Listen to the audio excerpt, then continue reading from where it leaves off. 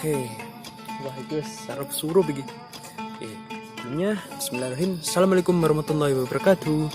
Selamat pagi, selamat siang, selamat sore, dan selamat malam sahabat Nair Vlog. Alhamdulillahirrabbilalamin.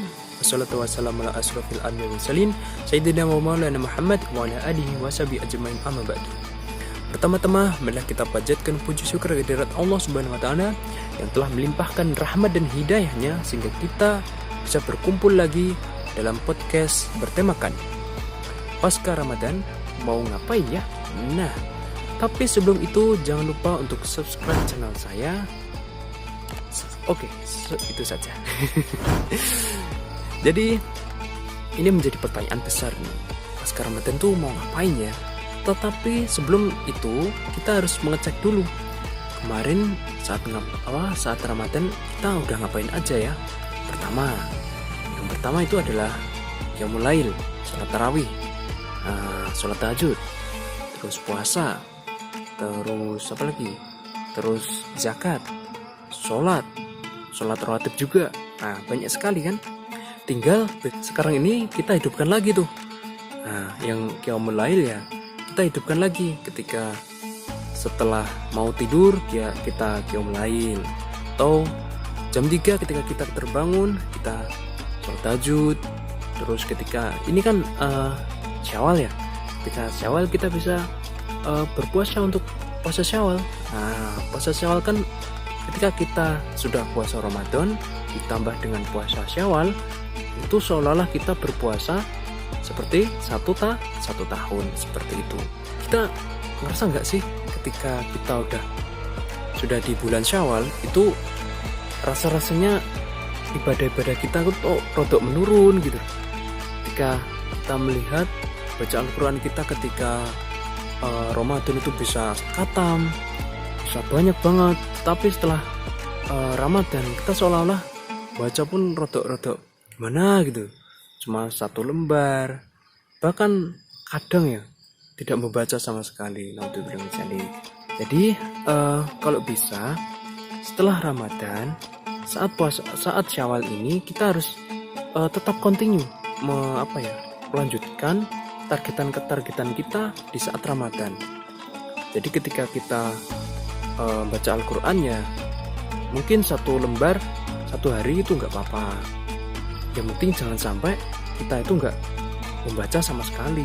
Nah, seperti itu.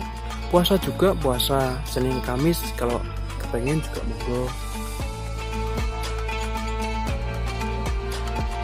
Jadi yang selanjutnya adalah kita harus berwaspada saat Syawal. Karena yang pertama itu adalah ketika kita sering makan di saat ke silaturahmi kepada saudara-saudara kita. Nah, itu juga nggak baik, karena ketika kita Ramadan itu bisa menahan hawa nafsu, kita bisa puasa, tetapi setelah kita Ramadan kok malah makan banyak-banyak banget. Nah, itu bisa mengakibatkan kita obesitas, gula darah naik dan sebagainya. Itu harus benar-benar diatur seperti itu.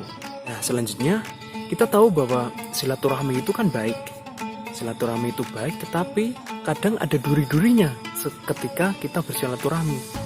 Misalnya ketika kita duduk tiba-tiba ada yang nyeletuk, kapan lulus, kapan wisuda, kapan punya anak, kapan punya ini, kapan punya itu dan sebagainya. Itu bikin kita itu rasa ya ampun kok kayak ditanya kayak gini ya. Nah, itu kalau kita sebagai yang ditanya, kita lebih baik ya kita memberikan jawaban yang biasa aja nggak apa-apa. Nah, tetapi yang kalau kita sebagai penanya, sebisa mungkin kita nggak boleh nanya kayak gitu, seperti itu. Sering juga kan ketika kita silaturahmi malah bukannya kita bahas yang baik-baik, malah kita bahas apa ya yang nggak bermanfaat gitu.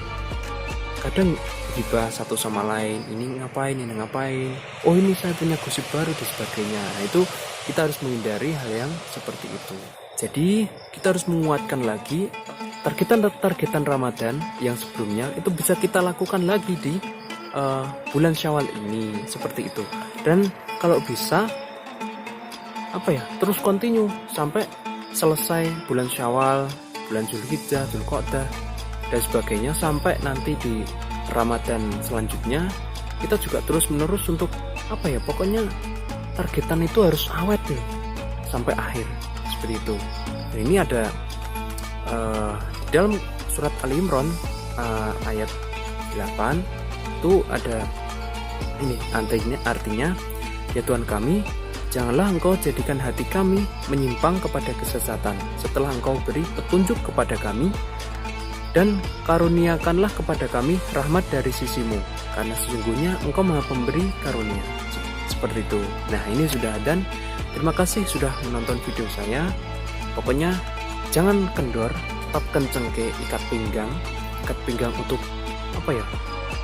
mau targetan Ramadan harus dilakukan terus, seperti itu. Terima kasih sudah menonton video saya, podcast ini ya. Jangan lupa untuk subscribe dan like video ini. Wabillahi taufiq wal hidayah. Assalamualaikum warahmatullahi wabarakatuh.